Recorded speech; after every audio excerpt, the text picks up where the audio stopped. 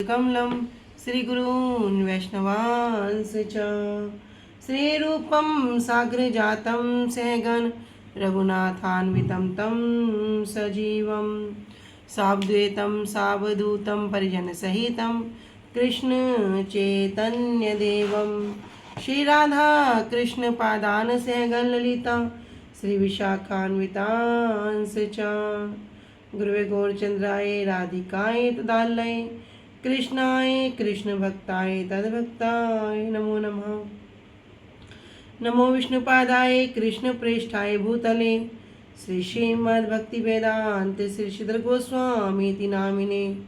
नमो ओम गुरुदेवाय धीमते सौम्य मूर्तये श्री श्रीमद्भक्ति सिद्ध सिद्धांति प्रभवे श्री महात्मने। नमो विष्णुपादाय श्री राधिकाय प्रियात्मने श्री श्रीमद् भक्ति वेदांत श्री नारायण गोस्वामी नामिने। वाञ्छाकल्पतरुभ्यश्च कृपा सिन्धुभ्येव च पतितानां पावनेभ्यो वैष्णवेभ्यो नमो नमः।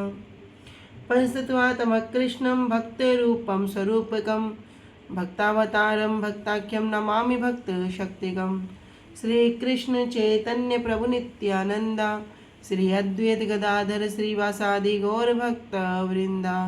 हरे कृष्णा कृष्ण कृष्ण हरे हरे हरे राम राम राम हरे हरे। सर्वप्रथम मैं अपने परम आराध्यतम श्री गुरुपाद पद जम विष्णुपाद अष्टोत्तर शत श्री श्रीमद् भक्ति वेदांत श्री श्रीधर गोस्वामी महाराज जी के श्री अभय चरण सरोज में अनंत कोटि दंडवत प्रणाम ज्ञापित करती हूँ। तदुपरांत मेरे परम गुरुदेव जनितिल्ला प्रविष्ट ओम विष्णुपाद अष्टोत्तर शत श्री श्रीमद् भक्ति स्वरूप सिद्धांति गोस्वामी महाराज जी जनितिल्ला प्रविष्ट ओम विष्णुपाद अष्टोत्तर शत श्री श्रीमद् भक्ति वेदांत श्री नारायण गोस्वामी महाराज जी के श्री अभय चरण सरोज में श्रद्धा पुष्पांजलि अर्पण करते हुए उनसे अहेतु कृपा की वांछा करती हूँ। ग्रंथराज श्री कृष्णदास कविराज गोस्वामी जी श्रीमन नित्यानंद प्रभु अखंड गुरु तत्व श्रीमन महाप्रभु एवं समस्त परिकरों के चरणों में दंडवत प्रणाम ज्ञापित करती हूँ। उनसे अहेतु कृपा की वांछा करती हूँ। उपस्थित वैष्णवजन भक्तवृंद माता पिता भाई बहन सभी के चरणों में यथा योग्य दंडवत प्रणाम स्वीकारो। सभी को हरे कृष्णा दंडवत प्रणाम।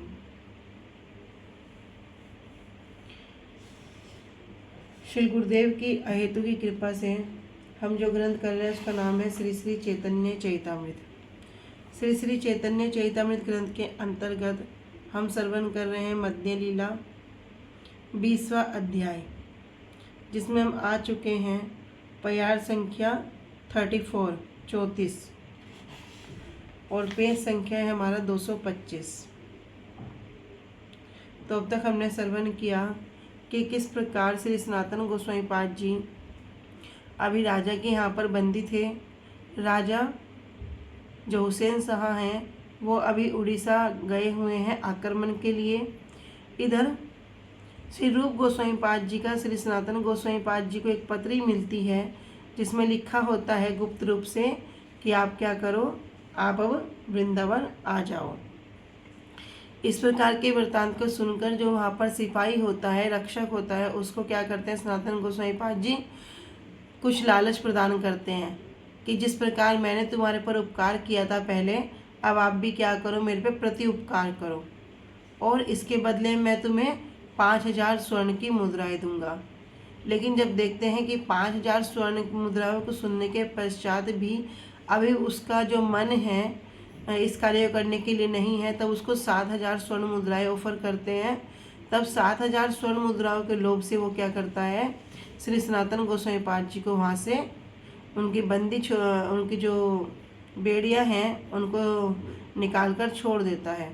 इस प्रकार श्री सनातन गोस्वामी पाद जी आगे जाते हैं और आगे हमने वर्णन शुरू किया था कि जब एक जमींदार भूंचार जिसको कहते हैं उनके पास जाते हैं और कहते हैं कि आप हमें इस पर्वत को पार करा दीजिए, तब वह श्री सनातन गोस्वामी पाद जी की बहुत सेवा करता है, उनको रसोई बनाने के लिए सामग्री प्रदान करता है और कहता है कि मैं सुबह में क्या करूँगा, आपको पार करा दूँगा। लेकिन इधर सनातन गोस्वामी पाद जी मन में विचार करते हैं कि ये जो भूंचार है, ये जमींदार है, ये हमारे लिए इतना कृतज्ञ क्यों हो रहा है, हमारी इतनी सेवा क्यों करना चाहता है। तो जहाँ पर अति हो उस पर भी हमें विचार करना चाहिए। तब श्री सनातन गोसाई पाद जी जो उनके साथ ईशान थे उनसे पूछते हैं, क्या तुम्हारे पास कुछ धन है। तब वह बताता है कि हाँ, मेरे पास 7 सोने की मोहर है। इधर श्री सनातन गोसाई पाद जी इतना सुनकर कहते हैं, तुम साक्षात काल यम को अपने साथ लेकर क्यों घूम रहे हो। और उनसे 7 सोने की मोहर लेकर जमींदार के पास जाते हैं और जमींदार को दे देते हैं कि आप हमारे पे उपकार कर रहे हैं, तो ये हमारे पास ये कुछ मोहरें हैं जिनको आप रख लीजिए, और हमें जो मुख्य द्वार है, मुख्य द्वार से हम नहीं जा सकते, आप हमें इस पर्वत को पार करा दीजिए, आपका बड़ा पुण्य होगा। तब वो जमींदार हंसने लगता है और कहता है, मैं तो पहले से ही जानता था कि आपके पास आपका जो सेवक है ईशान, उसके आंचल में 8 सोने की मोहर है। आपने क्या किया, आपने स्वयं से ही लाकर ये मोहरें मुझे दे दी। आपने अच्छा किया और मुझे पाप करने से बचा लिया। मैं तो बड़ा संतुष्ट हूँ आपके इस व्यवहार से। अब मुझे मुद्राएं नहीं चाहिए, मैं सिर्फ पुण्य के लिए ही क्या करूँगा, आपको ये पर्वत पार करा दूँगा। तब श्री सनातन गोसाई पाद जी कहते हैं कि आप द्रव्य ये नहीं लोगे तो कोई और हमें मारकर इस धन को ले लेगा। तो आप क्या करो, आप हमारे प्राणों की रक्षा करो और इस धन को स्वीकार करो। तब वह जमींदार क्या करता है, रात्रि में ही 4 साथियों के साथ श्री सनातन गोसाई पाद जी के साथ 4 साथियों को भेज देता है और उनको पर्वत पार करा देता है। ठीक है, अभी प्यार संख्या 34। पार हैया गोसाई तबे पूछिला ईशाने, जानी शेष द्रव्य किछु आछे तो मैं स्थाने।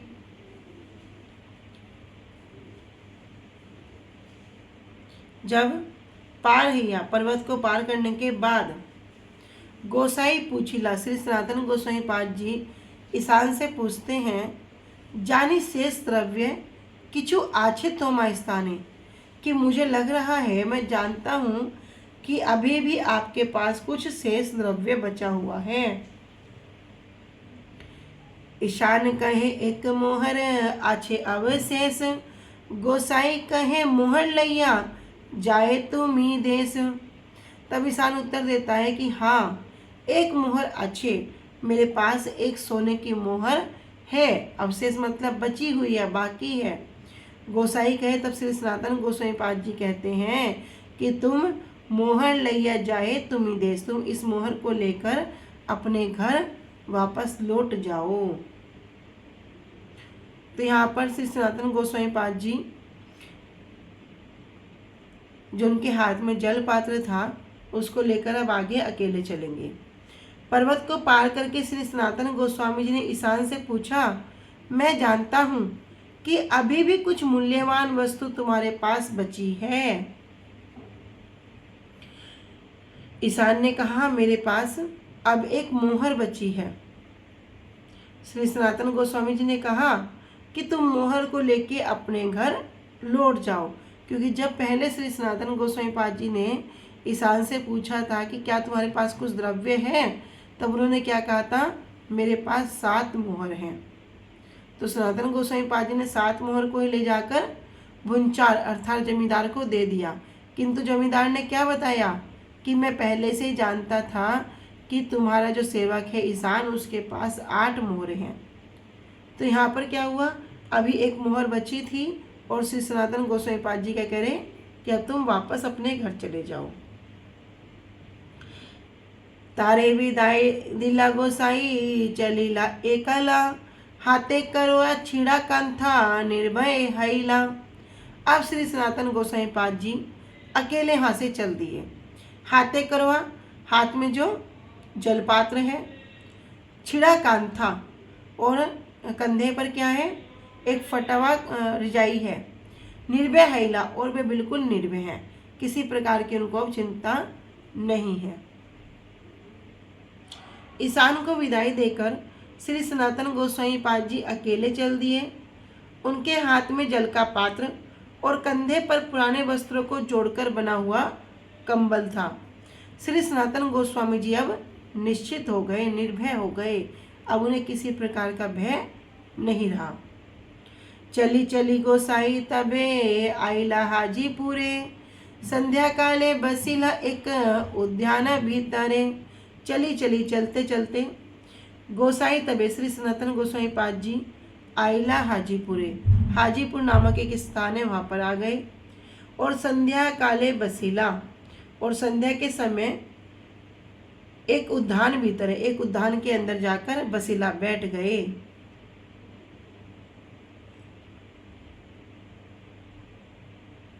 सही हाजीपुर रहे श्रीकांत तार नाम, गोसाई भगनीपति करे राज काम।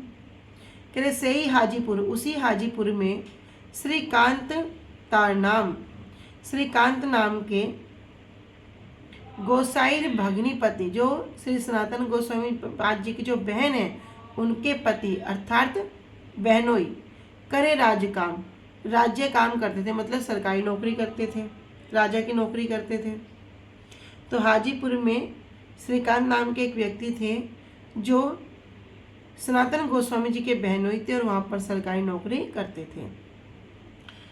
3 लक्ष मुद्रा राजा दिया छे तार स्थाने, घोड़ा मूल्य लैया पठाए पातसार स्थाने। 3 लक्ष मुद्रा, 3 लक्ष मतलब 3 लाख मुद्रा, सोने की मुद्राएं राजा ने क्या किया था, दिया छे तार स्थाने, उनको दी थी। किस लिए, घोड़ा मूल्य लैया पाठाए पातसार स्थाने, कि घोड़ों की कीमत लेकर क्या करते थे, राजा को भेजते थे। राजा के पास क्या करते थे, घोड़े खरीद कर ये राजा के पास भेजा करते थे। कौन, श्रीकांत, जो श्री सनातन गोस्वामी पाद जी के जो बहनोई है, भगनीपति।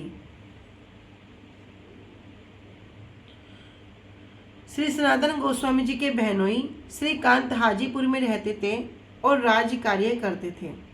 बादशाह ने उनके पास 3 लाख स्वर्ण मुद्राएं भेजी थी। उस धन से वे घोड़ों को खरीद कर बादशाह के पास भेजते थे। टुंगीर ऊपर वसी से गोसाई रे देखी ले, रात्रे एक जन संगे गोसाई पास आइले। कह टुंगी ऊपर मतलब कि एक ऊंचे स्थान पर बैठकर सही गोसाई देखी ले। सही मतलब जो श्रीकांत जी हैं उन्होंने क्या किया, श्री सनातन गोस्वामी जी को देखा। और रात्रे एक जन संघे, और रात्र में एक सेवक के साथ गोसाई पास आए, श्री सनातन गोस्वामी पाद जी के पास वह आ गए।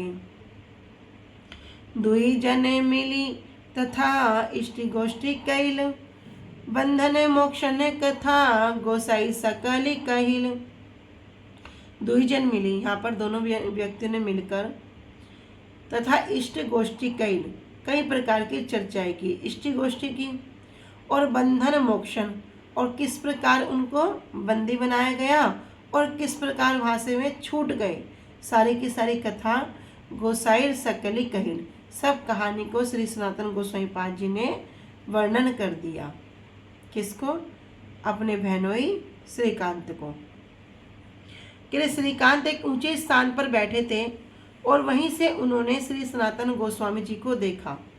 वे रात्रि के समय एक व्यक्ति अपने साथ लेकर श्री सनातन गोस्वामी जी के पास आए। श्रीकांत और श्री सनातन गोस्वामी जी ने मिलकर वहीं पर वार्तालाप किया। श्री सनातन गोस्वामी जी ने अपने कारागार से छूटने की सारी बात उन्हें बतलाई। तेहो कहे दिन दुई रहे एही स्थाने, भद्र हयो छाड़ एही मलिन वसने। तेहो कहे दिन दुही रहे एही स्थाने, तेहो कहे मतलब तेहो अर्थात उसने कहा, किसने, श्री श्रीकांत जी ने, कि दिन दुई आप कम से कम 2 दिन के लिए रहा ए स्थाने, इसी स्थान पर रहिए। और भद्र है ये जो आपका जो वेश है इसको त्याग कर भद्र अर्थात सज्जन पुरुष की भांति छाड़ एई मलिन वसने, इन मलिन वचनों को त्याग कर भद्र वेश को धारण करो।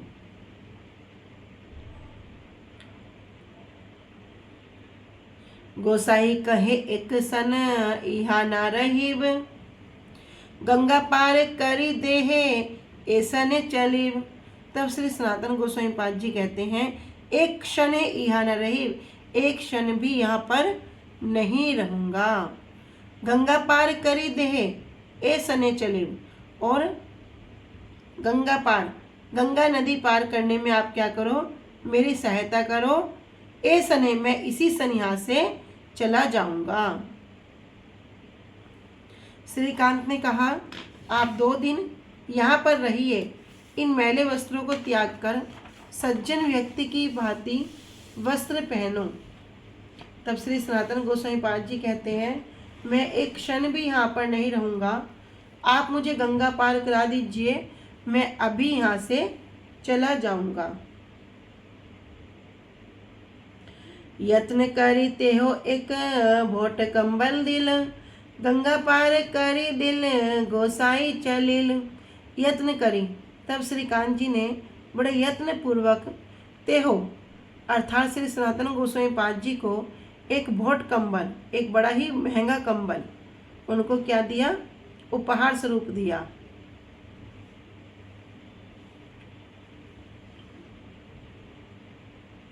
गंगा पार करी दिल, और तब उनको वहाँ पर गंगा पार करा दिया और गोसाई चलिल, श्री सनातन गोस्वामी पाद जी आगे चल दिए। तब श्री सनातन गोस्वामी जी के मना करने पर भी बहुत अनुरोध करके श्री श्रीकांत ने उन्हें एक बहुत अच्छा ऊनी कंबल दिया और गंगा को पार करा दिया। तब श्री सनातन गोस्वामी जी आगे बढ़ चले।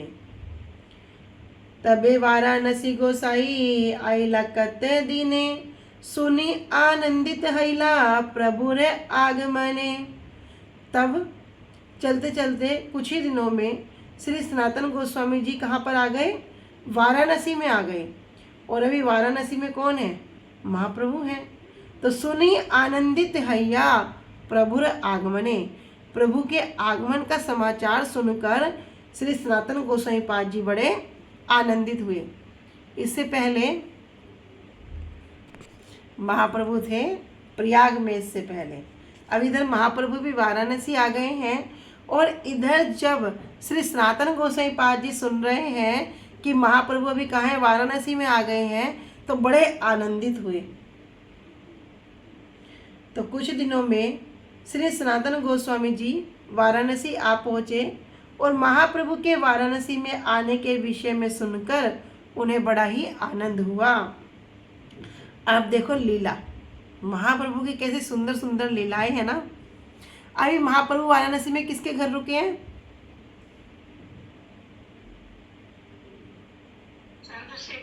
चंद्रशेखर जी के यहाँ पर रुके हैं।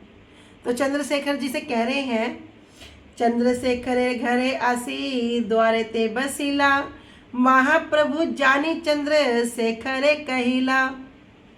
इधर सनातन गोस्वामी पाद जी चंद्रशेखर घरे आसी, श्री चंद्रशेखर जी के घर के पास आ गए हैं, और द्वारते वसीला, उनके द्वार पर बैठ गए। तो महाप्रभु तो सब कुछ जानते हैं, महाप्रभु जानी चंद्रशेखर कहिला।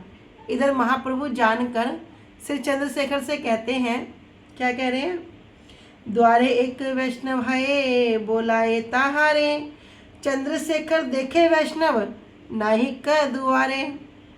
महाप्रभु कह रहे हैं कि द्वारे एक वैष्णव है, कि भैया जाओ, द्वार पर एक वैष्णव है, बोलाए ताहारे, उसको बुला के ले आओ। कह रहे कि द्वार पर क्या है, एक वैष्णव है, हाय बोलाए ताहारे, उनको बुला के ले आओ। तो महाप्रभु कहते हैं चंद्रशेखर जी देखने के लिए जाते हैं। तब चंद्रशेखर जी देखते हैं, चंद्रशेखर देखे वैष्णव नाही के द्वारे, कि द्वार पर तो कोई वैष्णव है ही नहीं। इस प्रकार देखकर अब वापस महाप्रभु के पास चले जाते हैं। महाप्रभु से कहते हैं, द्वारे ते वैष्णव नाही प्रभु रे कहिल, के है ये करी प्रभु ताहारे पूछिल।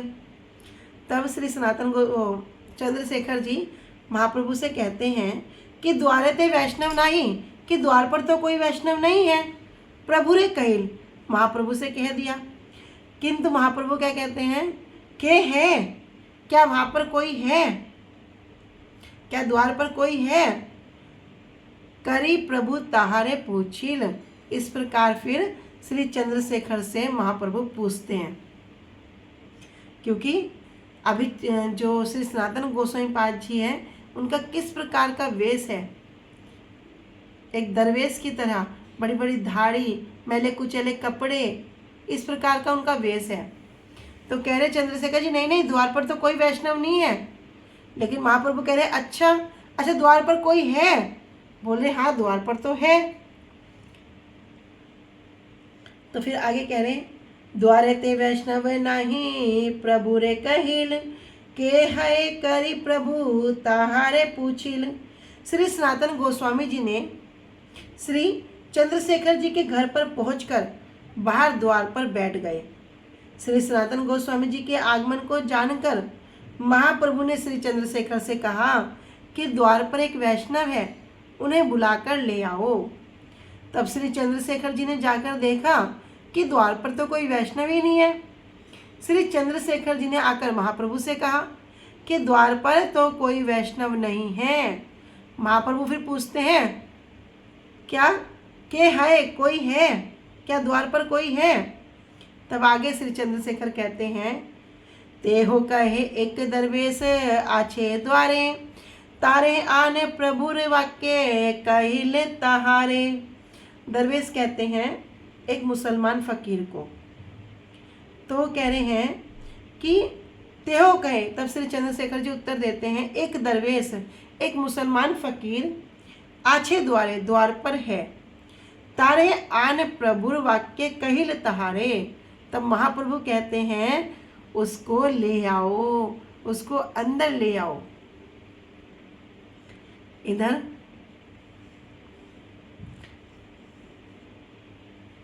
श्री चंद्रशेखर जी द्वार पर जाते हैं। अभी चंद्रशेखर जी को नहीं पता है ये कौन है, लेकिन अभी महाप्रभु का आदेश है। तो द्वार पर जाकर क्या कहते हैं, प्रभु तो माए बुलाए आइल आइस दरवेश, सुनी आनंद ने सनातन करिला प्रवेश। तो श्री चंद्रशेखर जी कहते हैं प्रभु तोमाए बुलाए कि हे फकीर आप क्या करो, अंदर आ जाओ। क्यों? क्योंकि महाप्रभु आपको बुला रहे हैं। कौन बुला रहा है? स्वयं महाप्रभु बुला रहे हैं। सुनी आनंदे सनातन करिला प्रवेश। और इतना सुनकर तो श्री सनातन गोस्वामी पाद जी अत्यंत आनंदित हो जाते हैं और चंद्रशेखर जी के साथ उनके घर में प्रवेश करते हैं। श्री चंद्रशेखर ने कहा कि महाप्रभु क्या कर रहे हैं, अभी आपको बुला रहे हैं।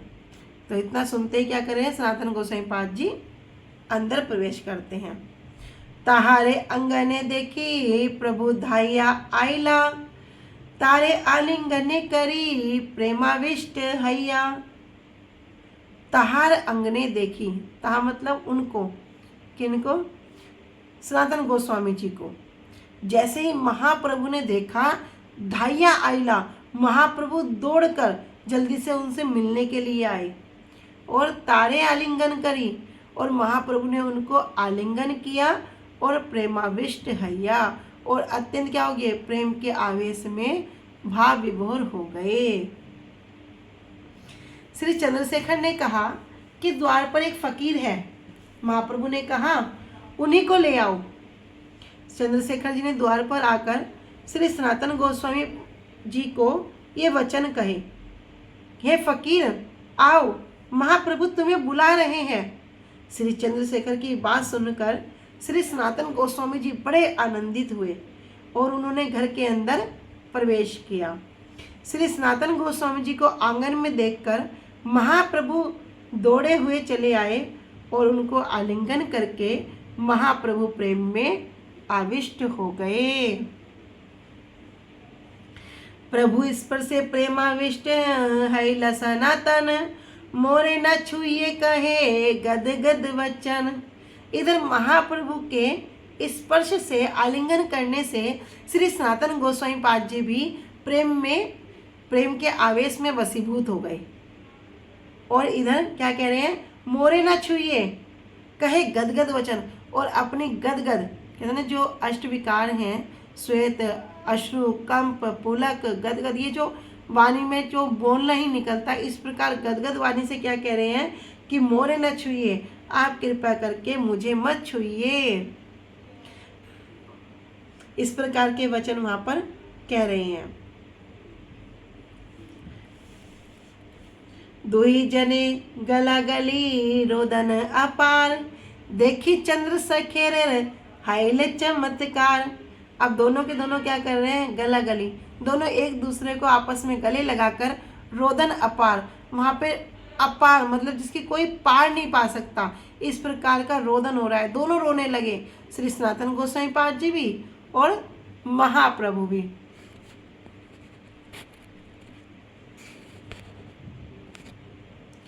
और इधर देख रहे चंद्रशेखर जी। चंद्रशेखर जी तो देख के बड़े ही आश्चर्यचकित हो रहे हैं, क्योंकि उन्हें तो पता ही नहीं ये कौन है, ये श्री सनातन गोस्वामी पाद जी हैं। ये क्या कह रहे हैं, तो कोई दरवेश है, कोई फकीर है। तो चंद्रशेखर जी बड़े आश्चर्यचकित हो रहे हैं।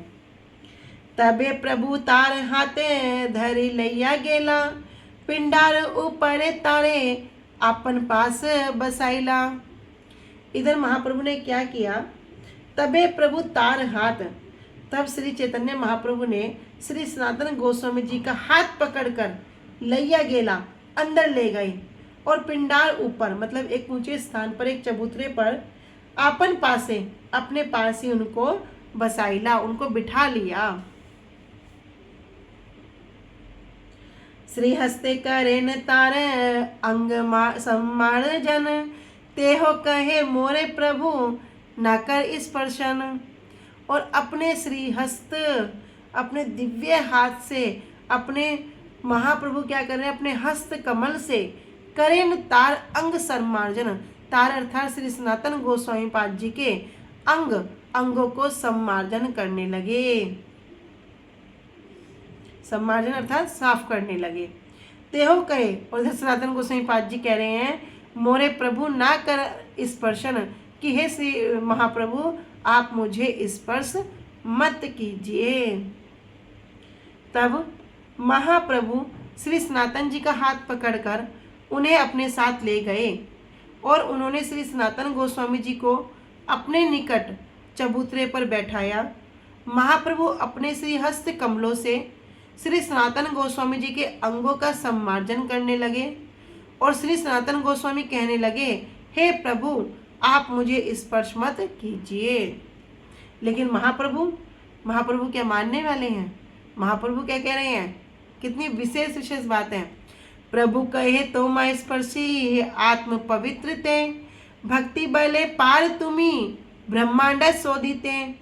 तो महाप्रभु कहते हैं कि तोमा स्पर्शी, मैं तुम्हें स्पर्श कर रहा हूँ, क्यों कर रहा हूँ, आत्म पवित्रते, अपनी आत्म स्वयं को पवित्र करने के लिए। महाप्रभु कह रहे हैं कि मैं आपको स्पर्श कर रहा हूँ, क्यों कर रहा हूँ, स्वयं को पवित्र करने के लिए। ये नहीं कह रहे कि तुमको पवित्र करने के लिए स्पर्श कर रहा हूँ, कह रहे मैं स्वयं को पवित्र करने के लिए तुमको स्पर्श कर रहा हूँ। तो कहते ना, अगर संसारिक भाषा में कहे तो स्वार्थ, कह रहे किस प्रकार की जो वार्ता है, इसका जो गंभीर जो कारण है उसको भी समझने का विषय होता है। तो महाप्रभु कह रहे मैं तो अपने को पवित्र करने के लिए आपको स्पर्श कर रहा हूँ, और भक्ति बले पार तुम्हें ब्रह्मांड शोधिते, और आपकी जो भक्ति का बल है ना, वो कैसा है, ब्रह्मांड को पवित्र कर सकते हैं। मतलब अकेले ही आप अपनी भक्ति के बल से क्या कर सकते हो, पूरे ब्रह्मांड को पवित्र कर सकते हो, शुद्ध कर सकते हो। श्रीमद् भागवतम में वर्णन आता है, भवद्विधा भागवतस्य तीर्थीभूता स्वयं प्रभु, तीर्थी कुर्वन्ति तीर्थानि स्वान्तः स्थान गदाव्रता। तो जब युधिष्ठिर महाराज जी यहाँ विदुर जी से कहते हैं, क्योंकि विदुर जी क्या है, विदुर जी तो स्वयं ही तीर्थ स्वरूप है। लेकिन अभी विदुर जी क्या कर रहे हैं, तीर्थ स्थानों की यात्रा करके घर लौट रहे हैं। तो महाराज युधिष्ठिर अपने इस संत जो इनके जो विदुर जी हैं इनकी आगवानी कर रहे हैं, इनका स्वागत कर रहे हैं। तो महाराज युधिष्ठिर जी क्या कह रहे हैं, उनके कहने का भाव क्या है, विदुर जी आप तो स्वयं तीर्थ स्थल हैं, स्वयं तीर्थ स्वरूप हैं। क्यों? क्योंकि वे तो बड़े उन्नत भक्त हैं। भगवान को क्या करते हैं, अपने घर पर बिठाकर भगवान उनके यहाँ बैठकर केले के छिलके ग्रहण करते हैं। और आपके जैसे जो भक्त हैं भगवान विष्णु को क्या करते हैं, सदा अपने हृदय में धारण करते हैं। तुम्हार हृदय सदा गोविंद विश्रामा, गोविंद कहे नमः वैष्णव प्राणा। तो आप क्या करते हो, आप तो स्वयं तीर्थ स्वरूप हो, तो आप उन समस्त तीर्थ स्थलों को पवित्र बना सकते हैं जो क्या करते हैं, जो पापियों के द्वारा तीर्थ यात्रा करने से भी क्या होते हैं, प्रदूषित हो जाते हैं। तो क्यों विदुर जी को कह रहे हैं कि आप क्यों इस प्रकार की यात्रा कर रहे हैं, क्यों तीर्थ यात्रा करने का आपका आवश्यकता है, क्योंकि स्वयं ही आप तीर्थ स्वरूप हो। तो जो पापी व्यक्ति है वो क्या करेगा, कोई गंगा जी जा रहा है अपने आप को शुद्ध करने के लिए, वो क्या करता है, यात्रा करता है। तो पवित्र स्थान में जब एक अनेक संत वहाँ पर जाते हैं, विष्णु मंदिर होते हैं, और फिर अनेक यात्रियों के जो पाप से जो स्थान जो दूषित हो जाता है, तो जब कोई ऐसे भक्त क्या करेंगे, तीर्थ स्थान में जाएंगे, तो वो क्या करेंगे, उन तीर्थों को भी पवित्र कर देंगे। क्योंकि ये कौन है, ये चलते फिरते तीर्थ स्वरूप हैं। कहते ना, जय स्थाने वैष्णव जन सही स्थान वृंदावन। भैया जहां पर वैष्णव जन है वही क्या है, वही वृंदावन है। तो कह रहे भगवत पिता भागवत तीर्थी भूता स्वयं प्रभु तीर्थी कुर्वंती तीर्थानी स्वांत स्थान गदा। जो तीर्थों को भी तीर्थ प्रदान करने जाते हैं, जो तीर्थों को भी तीर्थ प्रदान करते हैं। भगवत विधा कह रहे आप जैसे भागवता, भगवत मतलब उन्नत भक्त, तीर्थभूता, तीर्थभूता साक्षात मूर्तिमान स्वरूप है, किसके, तीर्थ के, स्वयं तीर्थ स्वरूप है। तीर्थी कुर्वंती तीर्थानी, तीर्थी कुर्वंती उन्हें पावन तीर्थ बना देते हैं, जिन तीर्थों को भी क्या करते हैं, सभी तीर्थ स्थान को भी पावन कर देते हैं। स्वात स्थान गदाभरता, और आपके हृदय में क्या होता है, गदाभरता, जो भगवान विष्णु हैं वो आपके हृदय में ही विराजमान रहते हैं। तो यहाँ पर विदुर जी के प्रसंग में युधिष्ठिर महाराज जी विदुर जी से कहते हैं कि आप तो स्वयं तीर्थ स्वरूप हो, आपको तीर्थ करने की आवश्यकता क्या है। लेकिन क्या कहते हैं, जो तीर्थों को भी तीर्थ प्रदान करते हैं, इसलिए क्या करते हैं, विचरण करते हैं। लोग जाकर गंगा जी में इधर उधर जाकर क्या करते हैं, अपने आप को शुद्ध करते हैं, वहाँ पाप छोड़ देते हैं। तो फिर गंगा जी भी क्या होती हैं, परेशान हो जाती हैं कि मैं इन पापों का क्या करूँगी। तब भगवान कहते हैं, जब कोई साधु, जब कोई संत तुम में आकर स्नान करेंगे तो तुम पवित्र हो जाओगी। तो तुम्हारा क्या होगा, वे तीर्थों को भी तीर्थ प्रदान करते हैं। आप जैसे भगवत जन स्वयं तीर्थ स्वरूप हैं। आप लोग अपने अंतः स्थित भगवान की पवित्रता के बल के पापियों के पापों के द्वारा मलिन सभी तीर्थों को पवित्र करते हैं। तो यहाँ पर श्री चैतन्य महाप्रभु श्री सनातन गोस्वामी पाद जी को ये कह रहे हैं कि आप कौन है, आप स्वयं तीर्थ स्वरूप हैं, और मैं आपको स्पर्श करके क्या कर रहा हूँ, अपने आप को पवित्र कर रहा हूँ। आगे कह रहे हैं हरि भक्ति विलास में, नामे अभक्ता चतुर्वेदी मद भक्ता स्वपचा प्रिया तस्मे देयम ततो ग्रहयम साचा पूज्यो यथा अहम। ना में अभक्ता चतुर्वेदी, भगवान कह रहे हैं कि ना में, कि नहीं, ना था नहीं, नास्तिक वाचन हो गया। कह रहे मेरे भक्त नहीं, मैं अभक्ता, जो अभक्त हैं, जो शुद्ध भक्ति से रहित हैं, जिनको शुद्ध भक्ति का नहीं पता, अब यहाँ पे एक वर्ण उच्चारण कर रहे, शुद्ध और अशुद्ध। तो यानी शुद्ध है तो कुछ अशुद्ध भी होगा ना। कह रहे जो शुद्ध भक्ति से रहित हैं, ऐसे चतुर्वेदी जो 4 वेदों को जानने वाला होने पर भी, जैसे द्विवेदी 2 वेदों को जानने वाला, त्रिवेदी 3 वेदों को जानने वाला, ऐसे चतुर्वेदी, इनको कहते हैं चौबे ब्राह्मण।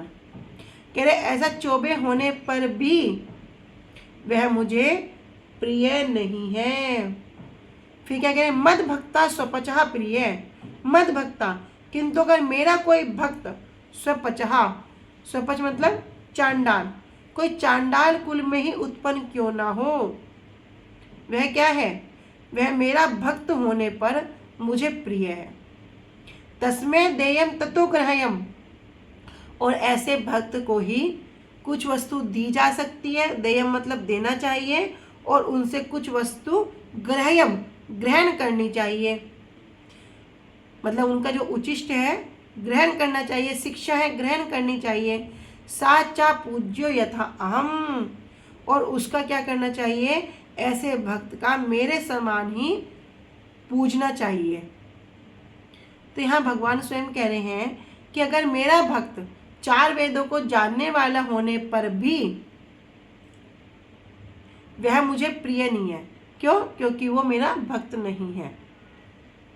ऐसा नहीं है, किंतु अगर मेरा भक्त चांडाल भी होगा और वो 4 वेदों को तो नहीं जानता, लेकिन वो मेरी सेवा पूजा अच्छे से करता है, मेरा नाम जप करता है, तो वो मुझे क्या है, बड़ा प्रिय है।